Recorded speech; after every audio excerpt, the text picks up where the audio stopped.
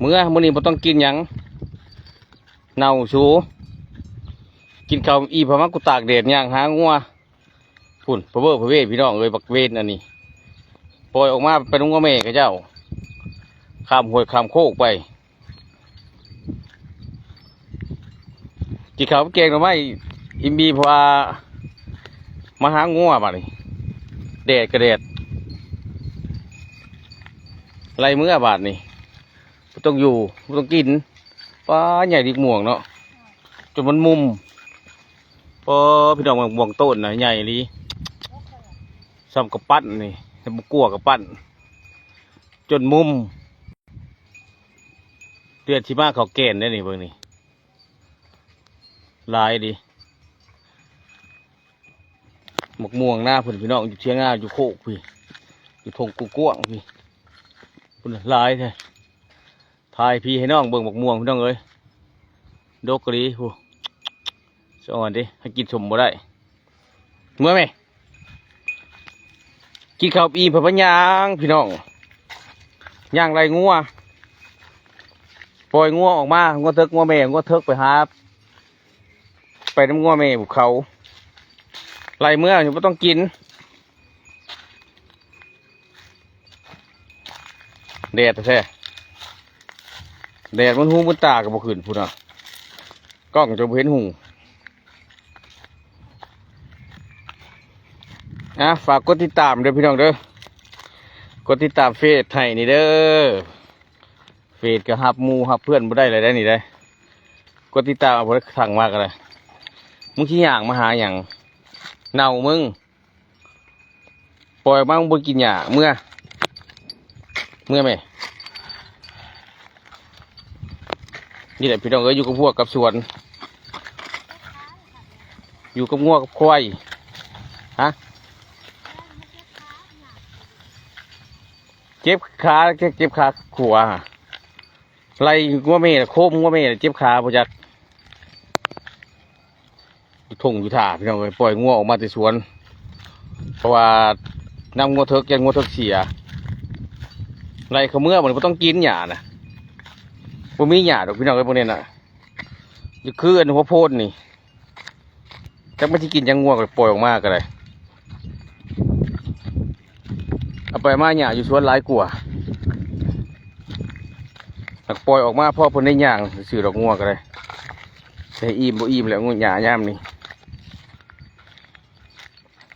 ไรเขาเมื่อเฮ้ยนำลูกชายคอยผู้มักโซ่คุณกินข้าวอิ่มเพราะว่าย่างมาหางัวแดดกระเดดพี่น้องทั้งแดดทั้งห่อนทั้งอ้าวชั่วโมงนี้เหนียนท้องย่างกระปุกออกห้อยผู้ย่างกระเมื่อบ้านเอาเขาเมื่อสวนเท่ากับทั้งหน้านี่พี่น้องสวนกันเลยงัวกับบัวลายดอกที่ปลายตู่นี่แหละที่ปลายชาวปลายนี่แหละงัวน้อยงัวใหญ่ผสมกันพี่น้องเลยบรรยากาศจะเกิดว่าสวนได้ต้องมีทุกมียากเลยสุกถูกปนกันไปเพื่อจะเกิดว่าสวนเจ้าแต่ความสุขบ่เห็ดยังบ่หายังกับบ่ได้พี่น้องเลยคู่มือนี่เลี้ยงเชนแนถูกเชนแนเขาจะเกิดว่ารสชาติของชีวิตกินแล้วนอนเรากินแล้วนอนเรากินไม่ได้หมักเลยข่อยถูกน้ำเห็ดไปน้ำกูบรรยากาศไรงัวเขาสวนตอนเที่ยงพี่น้องเอ้ยปกติกับ3 โมง 4 โมงไรเขาคอก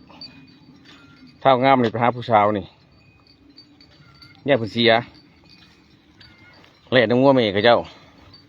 เมื่อผู้ทุบต้องกินมานี่กูจะขังเบิ่งขังคอกตอนเที่ยงเบิ่ง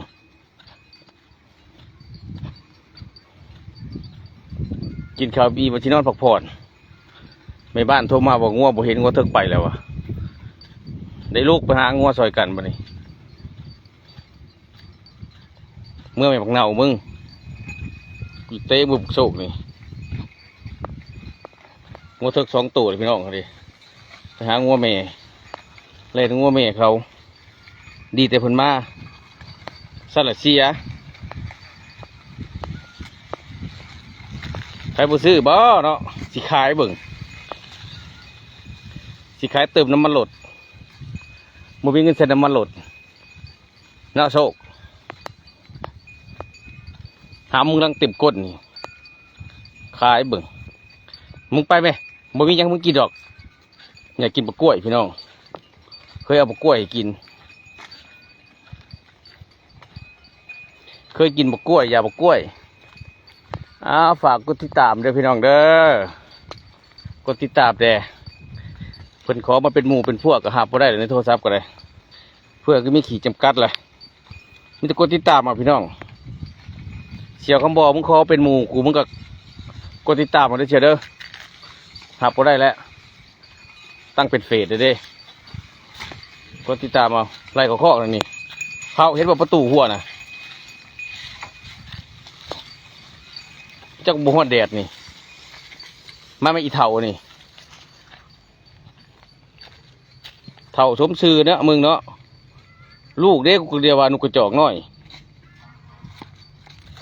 มึงสิมุมแรงอยู่บ่กลัวมึงก็เมย์มึงสิบ่มุมแรงหลายปีนี่